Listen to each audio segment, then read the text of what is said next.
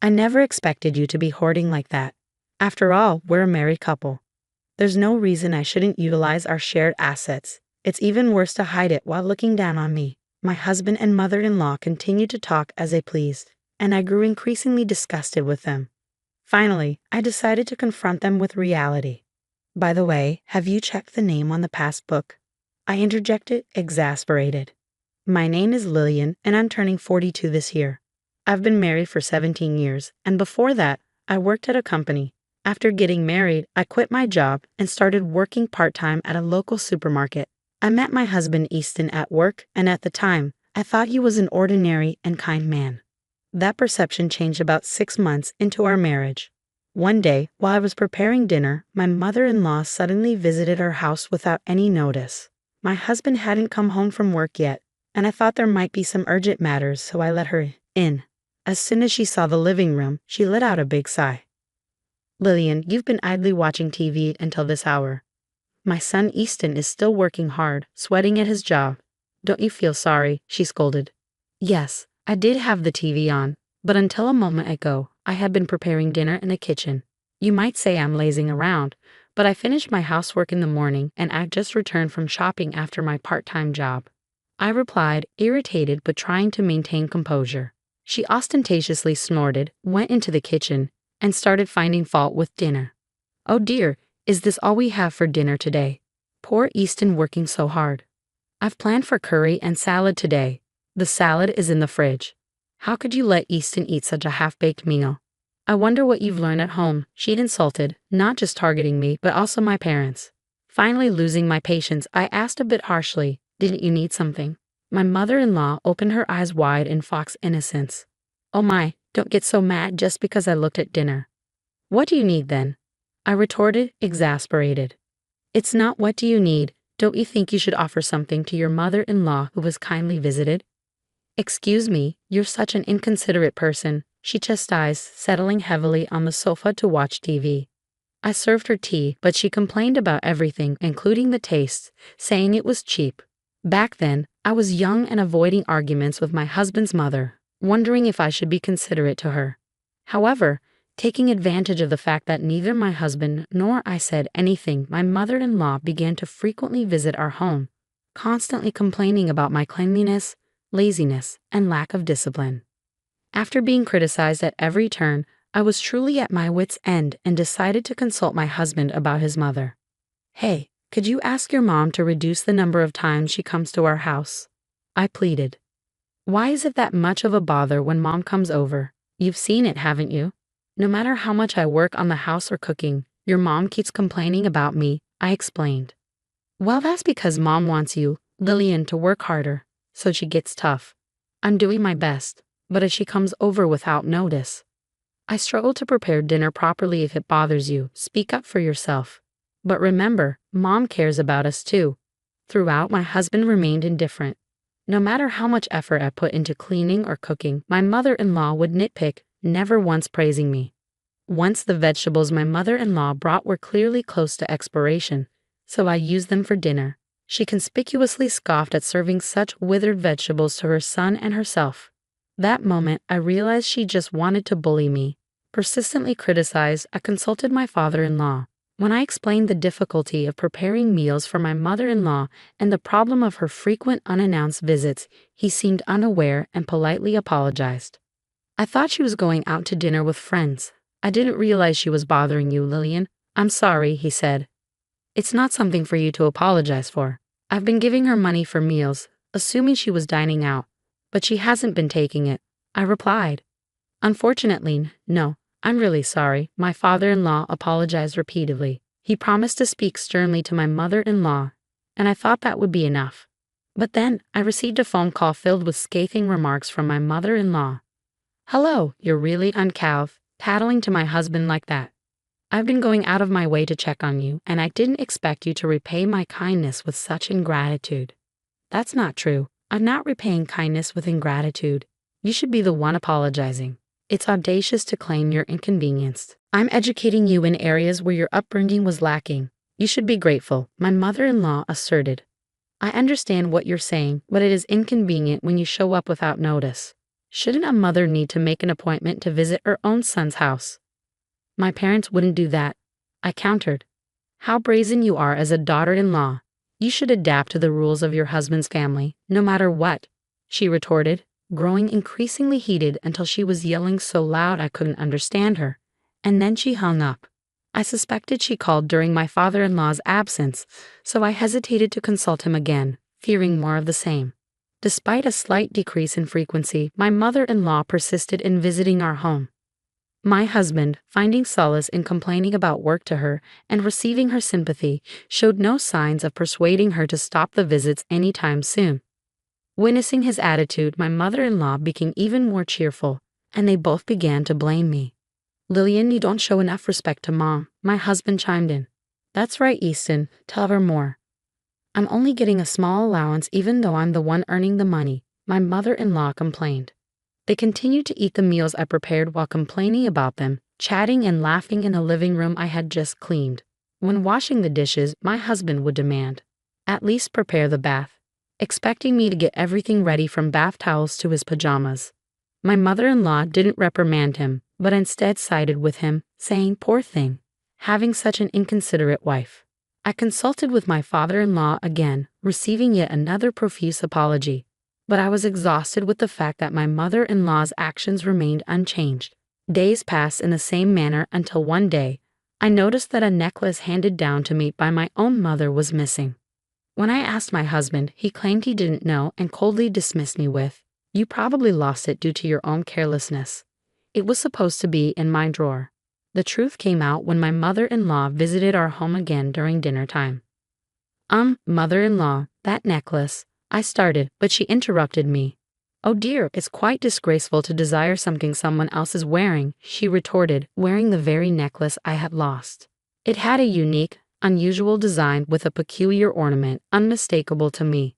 "When you accuse me of stealing from you, it not only reveals your upbringing but also labels me a criminal," she added with a triumphant smile. Provoked beyond restraint, I reached for her necklace. My mother-in-law purposefully screamed, and just then my husband, who had returned home earlier than usual, opened the front door. Seeing me, he pushed me hard, causing me to crash into the wall and crouch down in pain.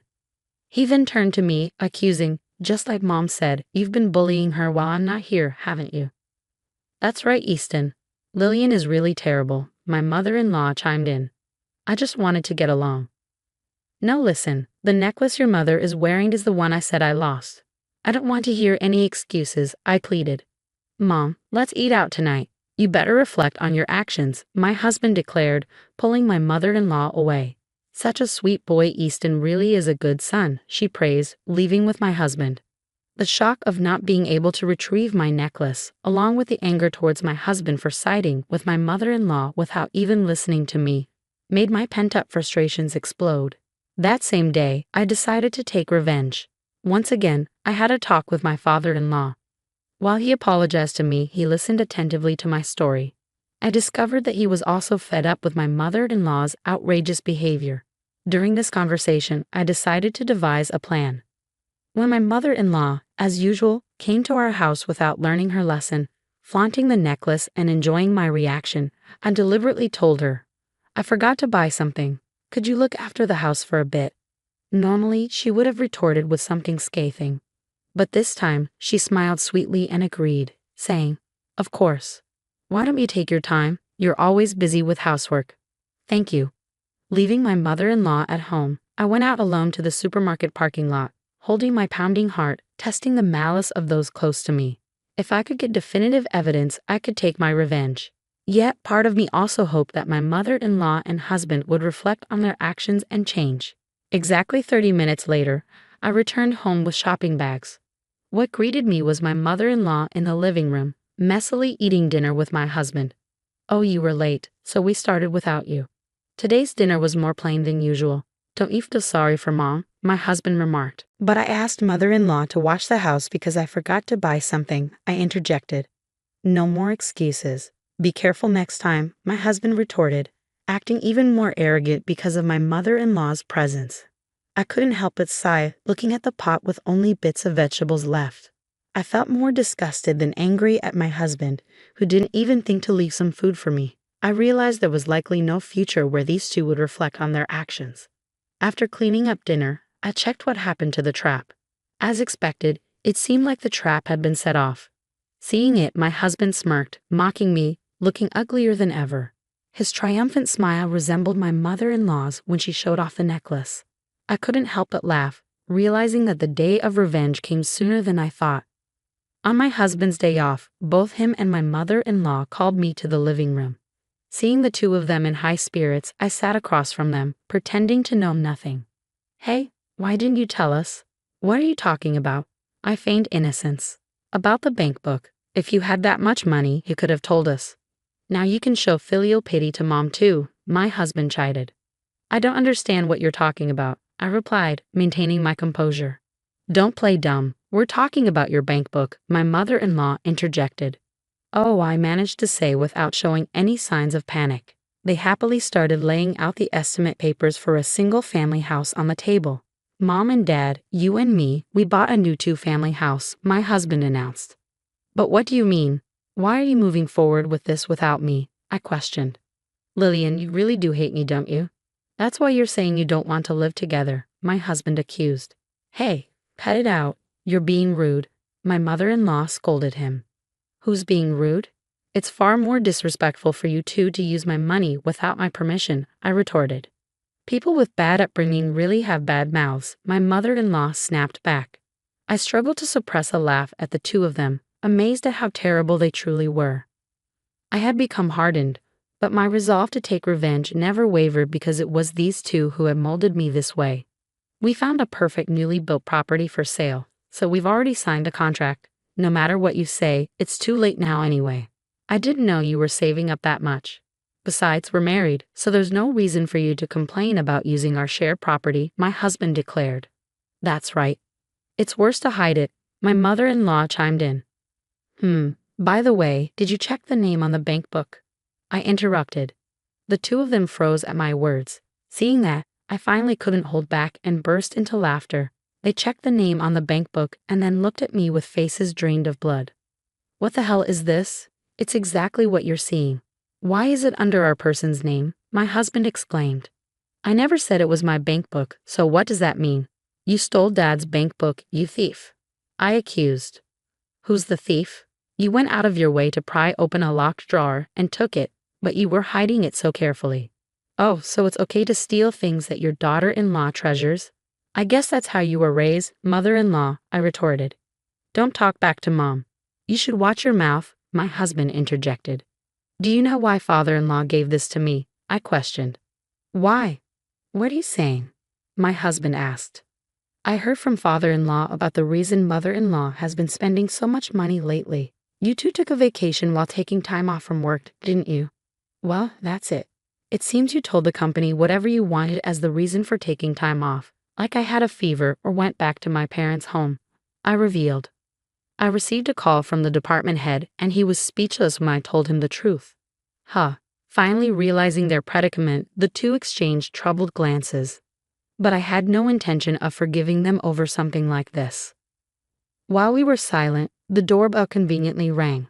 When I went to the entrance and brought the visitor into the living room, the two let out a small scream. It was my mother-in-law, who had come to our house unannounced. I contacted my father-in-law. "Why are you here?